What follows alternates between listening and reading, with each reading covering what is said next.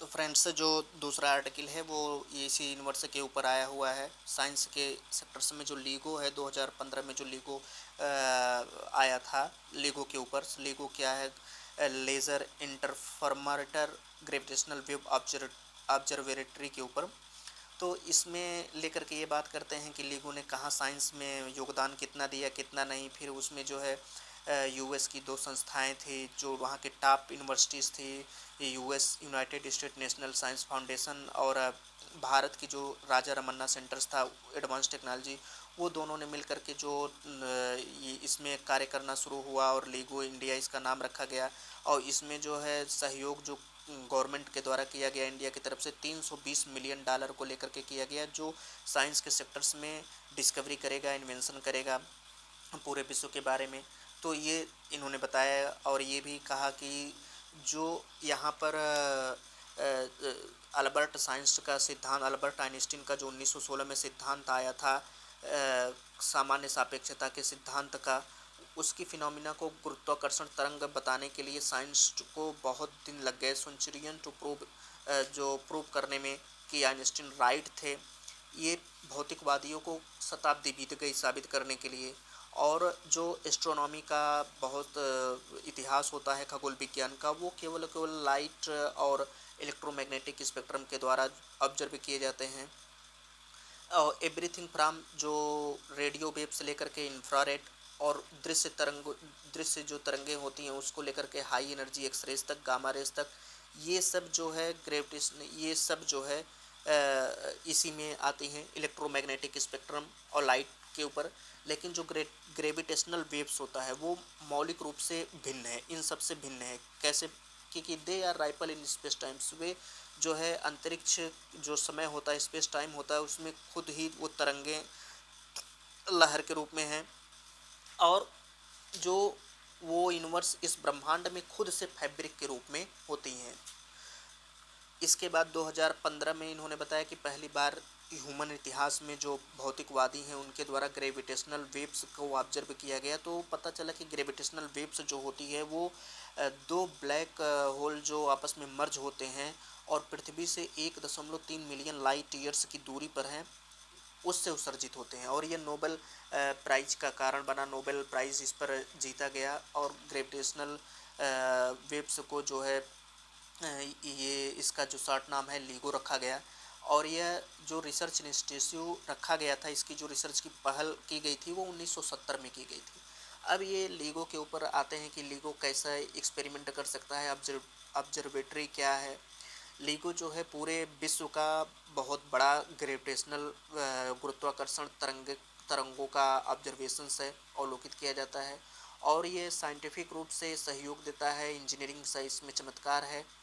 और जो इंजीनियर्स जो इसमें सहयोग दे रहे हैं, जो इसमें निहित हैं, वो यूनाइटेड स्टेट की दो शाखाएं, दो ब्रांचेस हैं। एक पैसिफिक नॉर्थ वेस्ट हानफोर्ड वाशिंगटन में है जो, और जो लुसियाना लिविंगस्टोन मैक्सिमो में है, गल्फ की खाड़ी में, वो है। मेन जो पर्पज है कि लीगो यूज क्या करता है, LIGO uses laser to detect ripple in space time.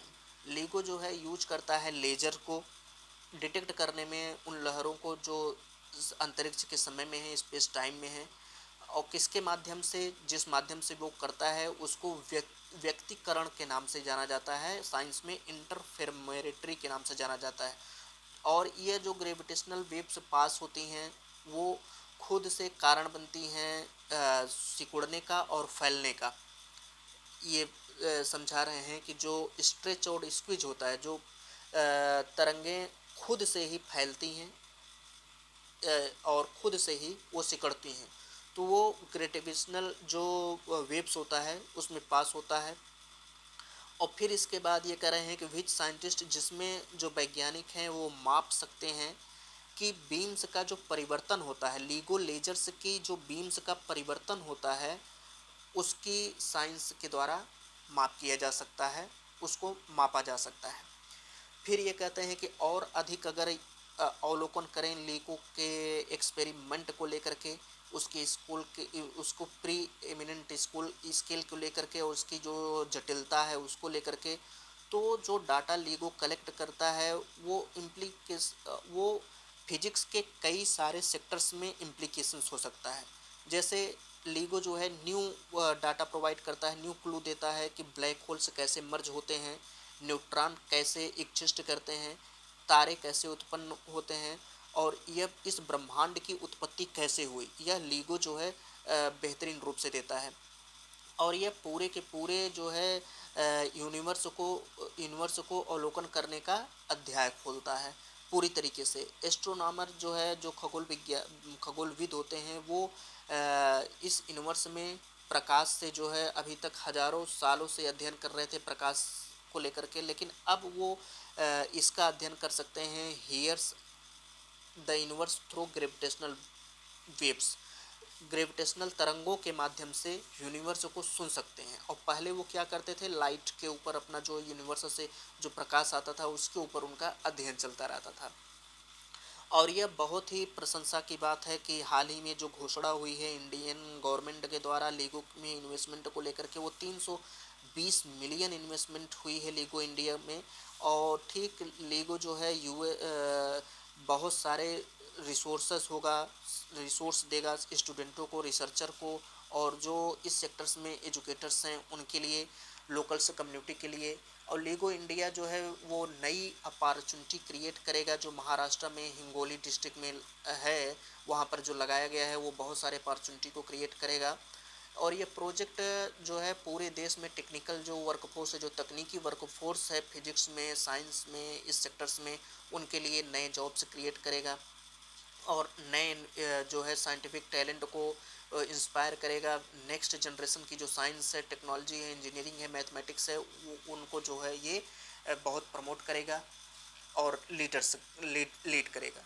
और द बेनिफिट्स ऑफ कोलोब्रेशन, जो ये सहयोग है यूएस और लीगो को लेकर के, ये जो वैश्विक सहयोग की बात कर रहे हैं ग्लोबल नेटवर्क में, कि the two LIGO dictators in the US में दो है, फिर इटली में वर्जियो है, फिर कोमिका जो जापान में बता रहे हैं कागरा है, फिर इंडिया का लीगो है। ये सब जो है साइंस टेक्नोलॉजी की जो बाउंड्रीज होती है, सीमा होता है, यूनिवर्स को खोलने, जो यूनिवर्स का गूढ़ रहस्य होता है कि ब्रह्मांड की उत्पत्ति कैसे हुई, इसको कैसे आगे लेकर चला जाएगा, इन सारे रहस्यों को खोलेगा, उस पर से पर्दा उठाएगा। और फिर जो है लीगो इंडिया वो लीगो लेबोरेटरी को उसमें सहयोग देगा। फिर इसमें बहुत सारी यूनिवर्सिटियों का नाम लिया गया, जैसे नेशनल साइंस फाउंडेशन, उसमें जो इंडिया का RRCAT है वो सब, फिर यूनिवर्सिटी में इन सब मिल करके जो अपना सहयोग उसमें देंगे। फिर जो लीगो इंडिया का कंस्ट्रक्शंस होता है वो मेजर माइलस्टोन्स है ग्रेविटेशनल वेव साइंस के लिए और इस यूनिवर्स के प्रोग्रेस के लिए, साइंस के प्रोग्रेस के लिए और साइंस की नई जो है बॉर्डर्स खींचने के लिए। और ये बहुत सारे जो है फंडामेंटल क्वेश्चंस का जो खासमास तरंगें होती हैं उसके विषय में जो अभी तक क्वेश्चंस किए जाते हैं, आंसर नहीं मिल रहे हैं, उन सब का आंसर खोजने में ये बहुत ही बेहतरीन ढंग से मदद कर सकता है। यही सब बातें इसमें की गई हैं कि ये आगे के जनरेशन्स के लिए बहुत ही इंस्पायर करेगा। यही सब बातें इसमें की गई हैं कि लीगो के ऊपर ये जो बात थी वो हमने आपको पूरा का पूरा बताया। अब देखिए यहाँ पर एक आर्टिकल आया है, वो आर्टिकल है बाउंसी चेक के विषय में। इसमें कहा क्या जा रहा है, इसमें देखिए अभी कहा जा रहा है कि जो PMI बिजनेस एक्टिविटी इंडेक्स होता है उसके आधार पर, जो global service PMI business activity index होता है उसके आधार पर ऐसा लगता है कि भारत का जो सर्विस सेक्टर्स है वो जो है पिछले वित्तीय वर्ष जो है उस वित्तीय वर्ष में वो गेन कर रहा है, उस बढ़ा है। और इनका जो मापने का तरीका था वो 400 फर्म्स के आधार पर है पूरे देश में, जैसे कंज्यूमर सर्विस को लेकर के, फाइनेंशियल को लेकर के, कम्युनिकेशन को लेकर के ये इंडेक्स को मापते हैं। और इसी तरीके से 400 से ज़्यादा इनका जो है मापने का तरीका है, जो उसमें इंडिकेटर्स होते हैं। और इन्होंने अप्रैल के सीजन्स में जब ये बताए तो ये 62 का आंकड़ा इन्होंने टच किया था, जो पिछले 13 सालों में या 153 महीने में बहुत ही हायर है। अब ये 2005 में बात कर रहे हैं कि 2005 से जब ये इंडेक्स बना था 50 से ज़्यादा इसकी रीडिंग की गई थी, तो इंडिकेट्स जो है वो पिछले महीने की तुलना में अपना जो है लेवल्स वो एक्सपेंस हुआ था। और अप्रैल महीने की जो इनका एवरेज पीएमआई रीडिंग है सर्विस सेक्टर्स के लिए 2022-23 में, वो 57.3 है। और इकोनॉमी का जो सर्विस सेक्टर्स होता है वो इंडिया के लिए बढ़ रहा है, और क्रिएट डज नॉट नीड, और इसको बताने की ज़रूरत नहीं है कि भारत का जो सर्विस सेक्टर्स है वो बहुत ही एडवांस रूप में ग्रो करता है और वहाँ से बहुत सारे जॉब्स निकल करके आते हैं। लेकिन अभी ये आगे उसी पे चिंता कर रहे हैं कि 2022-23 में अगर इसका द्वितीय जो एडवांस अग्रिम आय का अगर अनुमान लगाया जाए, तो जो जीवीए होता है, ग्रास वैल्यू एडिड जो होता है, जो जीबीए होता है, वो जो है 2022-23 के लिए पूरा का पूरा 4.1 आ गया है, 4.1%। और फिर जहाँ पर मैन्युफैक्चरिंग की बात की जाती है तो वो 1.6% है, और 2021-22 में 10% आ गया है। और फिर सर्विसेज जो जीवीए होती है दूसरी तरफ अगर उसकी बात की जाए तो 9.1% है। इस ईयर्स में जो है वो 8.4% से बढ़ कर के 9.1% हो गई है। और पिछले साल जो है कृषि के सेक्टर्स को देखा जाए तो वहाँ पर जो जीवीए ग्रोथ है 2022-23 में वो 6.7% के साथ जीडीपी जो राइज हुई है वो 7% है। यहाँ तक तो इन्होंने सर्विस सेक्टर्स को लेकर के चला और कृषि सेक्टर्स को लेकर के चला। फिर ये कहते हैं ऑन द ट्रेड फ्रंट, जो व्यापार का मोर्चा है, व्यापार के मोर्चे पर अगर बात की जाए तो पूरा का पूरा जो व्यापार का मोर्चा है सर्विस सेक्टर, वो एक्सपोर्ट कर रही है लगभग 325 बिलियन, 2022-23 में 325 बिलियन डॉलर, और यह लगभग 28% जो है ग्रोथ किया है पिछले साल से। लेकिन अब ये कहते हैं कि इसने स्ट्रॉन्ग ऑप्टिक किया। स्ट्रॉन्ग ऑप्टिक का मतलब कि इसने सरप्लस किया। जो यहाँ पर अब ये बात कर रहे हैं कि 40% जो वस्तुओं का आयात होता है और उसके चलते जो भारत का करंट अकाउंट डिफिसिट में चला जाता है, और इधर जो इसने 28% ग्रो किया 325 बिलियन को लेकर के आगे आए डॉलर, 325 बिलियन एक्सपोर्ट किए। ये जो घाटा वस्तुओं के आयात से हुआ है उसको ये बहुत ही बेहतरीन ढंग से पिकअप कर लिया, उसने उसने ये जो है उसको फिल कर लिया। और जो इस ईयर में 267 बिलियन डॉलर को इसने जो है हिट किया।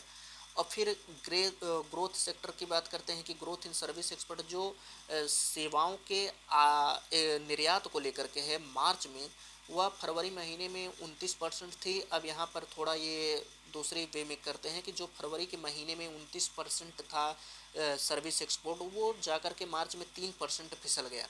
हालांकि अप्रैल के महीने में जो पीएमआई प्रिंट होता है वो जो है जो डोमेस्टिक सर्विस होते हैं उसकी डिमांड और उसका जो परिणाम, उसका जो उत्पाद होता है वो फ्रेश रूप में बनी रही। और जो विदेश जाने वाली जो सेवाएं हैं वो 3 मंथ में अपने हाईएस्ट ग्रोथ को अचीव की।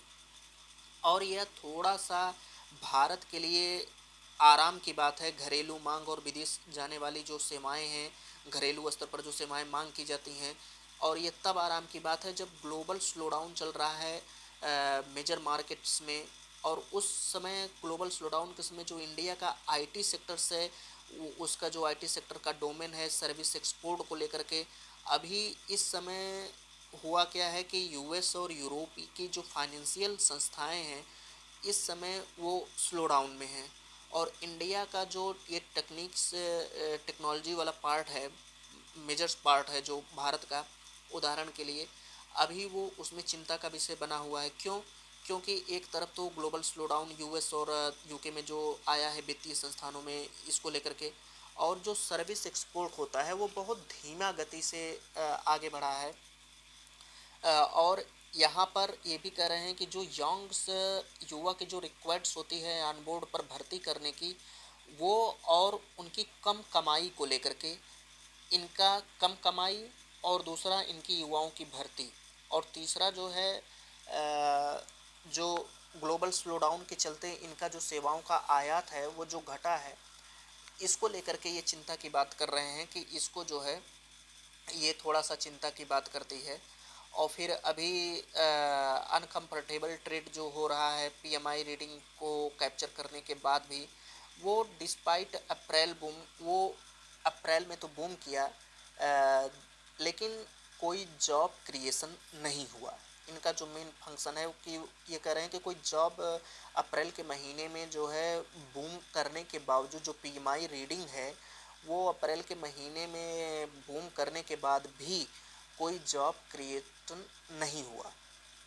और ये जो सस्टेनेटिंग डोमेस्टिक डिमांड है, जो घरेलू स्तर पर सस्टेनेटिंग तरीके से जो डिमांड की जाती है सर्विसेज की, अभी जो है which has already taken a hit from high inflation, अभी वो ऊंची जो मुद्रास्फीति होती है अभी वो पहले से ही इस पर लागू हुई है, पहले से ही हायर इन्फ्लेशन को लेकर के चल रही है। और ऊपर से जो घरेलू डिमांड है, सस्टेनेटिव डोमेस्टिक डिमांड है जो, वो पहले से भी वो अभी उतने अच्छे लेवल पर नहीं है। तो इनका यही कहना था कि जो ग्लोबल स्लो डाउन हुआ है और जो नए युवाओं की जो रिक्वायरमेंट्स है और कम सैलरी पे उनको रखा जाना, ये तमाम ऐसे मुद्दे हैं। लेकिन पीएमआई रीडिंग को देखते हुए भी अगर वो बूम कर रहा है सेक्टर से, घरेलू स्तर पर जो सेवाओं की मांग की जाती है उस पर अगर बूम कर रहा है, तो इसके बावजूद भी कोई जॉब क्रिएशंस नहीं हो रहा है, ये थोड़ा सा चिंता का विषय है। अब यहाँ पर ये कह रहे हैं स्ट्रेटजिक टाइम आउट, ये यहाँ पर ये आर्टिकल कोई ख़ास नहीं है और ये ख़ास इसलिए नहीं है क्योंकि इसमें जो ये बताए हैं कि ये बिल्किस बानो का केस था, इसमें इनके ऊपर जो दोषी थे गुजरात 2002 में जिन्होंने कई मर्डर्स किए थे, गैंगरेप्स किए थे, हत्याएं की थी, उनको जो है छुड़ाने का काम गुजरात सरकार के द्वारा किया गया, यूनियन गवर्नमेंट के द्वारा किया गया। और इस तरीके की जो घटनाएं हो रही हैं कि मुकदमा दर्ज हो रहा है मुंबई में और जो बेंच की सुनवाई की जा रही है वो मुंबई में चल रही है लिटिगेशंस, और जो निर्णय किया जा रहा है वो गुजरात सरकार के द्वारा, मुकदमा कहीं चल रहा है, बेंच कहीं चल रही है और निर्णय कहीं आ रहा है। और दूसरे तरीके से जज को जो पहले का निर्णय था वो जज को मजबूर किया जा रहा है कि जो आपका निर्णय है, जो पहले का निर्णय है उसको आप हस्तांतरित करें दूसरी बेंच को। तो ये भारतीय न्याय व्यवस्था को लेकर के बहुत दिक्कत की बात है। ये इस पर जो है गंभीर हालत है भारतीय न्याय व्यवस्था को लेकर के, बताते हैं कि ये ठीक नहीं है। और फिर इसके बाद यहाँ पर ये पूरा का पूरा फ्रेंड्स आर्टिकल था जो हमने कवर किया। अब यहाँ पर ये देखिए सीसीटीवी कैमरा की बात की जा रही है। सीसीटीवी कैमरा, इस पूरे आर्टिकल में ये कहा गया है कि जो सीसीटीवी कैमरा हो रहे हैं, सीसीटीवी कैमरा से जो निगरानी की जाती है वहाँ पर जो है उसकी प्राइवेसी को भी ध्यान रखना चाहिए, प्राइवेसी क्या है क्या नहीं। और यहाँ पर आइए न्यूज़ सेक्शंस में देखते हैं। यहाँ पर देखिए न्यूज़ सेक्शंस में एक बात निकल कर के सामने आ रही है। एससीओ में भारत मीटिंग कर रहा है। एससीओ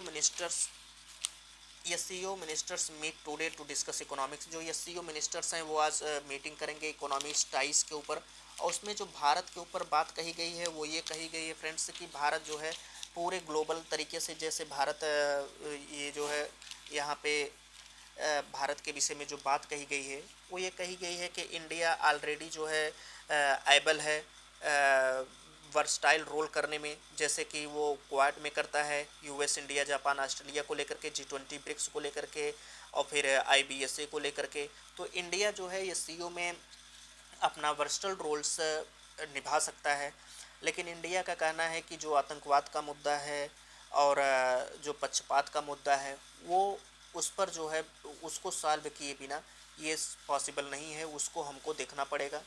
उसको हम पहले भी कह चुके हैं कि इन सब मुद्दों से जो है उसको जो टेरर फंडिंग होती है उसको सॉल्व किया जाए, टेरर फंडिंग को रोका जाए, आतंकवादी घटनाओं को रोका जाए। तो ये सब बातें ये कही गई हैं। इंडिया को कहा गया है कि इंडिया उसको अच्छे तरीके से निभा सकता है। यहाँ पर एक और बात कही है कि एससी क्लोज रेसलर्स, एससी ने अभी देखिए रेसलर की घटना हुई थी उसमें सुप्रीम कोर्ट ने दिल्ली पुलिस को मजबूर किया था FIR ब्रजभूषण सिंह के खिलाफ दर्ज करने के लिए, लेकिन अब उसने रेसलर्स का केस जो है वो बंद कर दिया। देखना, कहा कि रेसलर्स जो है अपनी आवश्यकताओं के लिए आए थे, लेकिन हमारी जो हमारी जो वो कार्य करने का ढंग जो प्रोसीड है वो हम निष्पक्ष न्याय चाहते हैं, उस पर हम वर्क कर रहे हैं। और इनका जो वर्क होता है कि ये न्याय पाएँ, निष्पक्ष न्याय पाएँ, उस पर वर्क चल रहा है। इन्होंने सुप्रीम कोर्ट ने उस पर निगरानी करना जो है बंद कर दिया। अब आगे देखिए क्या होता है क्या नहीं। ये पूरा का पूरा जो है कर्नाटका का आया है। यहाँ पर देखिए रसिया ने ब्लेम किया है यूएस को कि यूएस ने ड्रोन से हिट किया। जो क्रिमिनल का इलाका है वहाँ पर यूएस की मास्टरमाइंड थी, यूएस ने उसको जो है इनकार कर दिया। अब एक यहाँ पर और है बिजनेस को लेकर के, और वो है India Russia set to suspend talk. India ने क्या काम किया है, इंडिया रसिया का जो जब से यूक्रेन का युद्ध हुआ था, इंडिया रसिया प्रयास कर रहे थे कि जो व्यापार होता है क्रूड ऑयल का उसको जो है भारतीय रुपयों में करने के लिए, लेकिन यह पॉसिबल नहीं हो सका।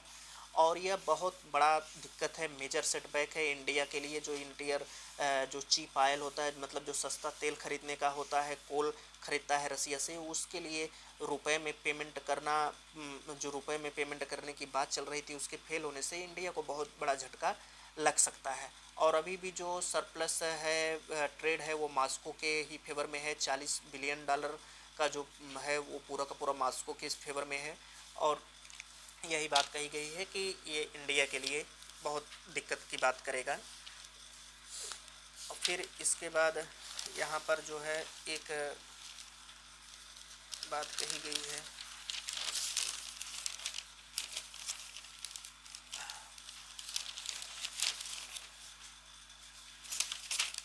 ये देखिए यहाँ पर एक बात कही गई है, 6 डेड इन मणिपुर।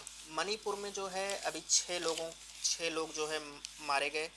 और उसमें जो लड़ाई चल रही है वो क्यों चल रही है, मणिपुर जो गवर्नमेंट है, मणिपुर गवर्नमेंट ने सीधा जो है वो आदेश दे दिया कि देखते ही गोली मारने का आदेश। अगर जहां अतिवादी केसेस होती हैं वहां पर अगर ऐसी कोई घटनाएं आ रही हैं तो आप सीधा गोली मारिए।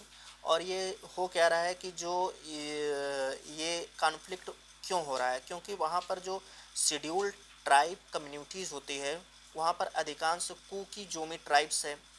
और वह जो है अपोज कर रही है कि जो एसटी स्टेटस है वो मित्री कम्युनिटी को एसटी स्टेटस देने के लिए एसटी स्टेटस दे दिया गया। और इस वजह से वहाँ पर इनके बीच कन्फ्लिक्ट हो रहा है। और स्थिति जो है वो बहुत दिक्कत की बात है। वहाँ पर गवर्नमेंट के द्वारा सीधा किया गया कि आप जो है अगर इस तरीके की घटनाएं हो रही तो आप सीधा उसको दिक्कत करिए, उसको जो है हटाइए किसी भी तरीके से। वहाँ पे कर्फ्यू भी इम्पोज किया गया। यहाँ पर देखिए कहा गया है कि लीग अप फॉर ऑल टंग। अमित शाह जो कर्नाटक का चुनाव है वहाँ पर कह रहे हैं कि जो केंद्र गवर्नमेंट है वो सभी भाषाओं को प्रमोट करता है कि, और उस पर जो है राजनीति प्रेरक से प्रेरित होकर कुछ लोग ये कहते हैं कि केवल हिंदी को लेकर के प्रमोट किया जा रहा है। तो फ्रेंड्स ये पूरा का पूरा आर्टिकल था जो हमने आपको कवर किया। इस तरीके से उस पर जो हमने क्वेश्चंस दिए हैं वो आप लोग सॉल्व करेंगे।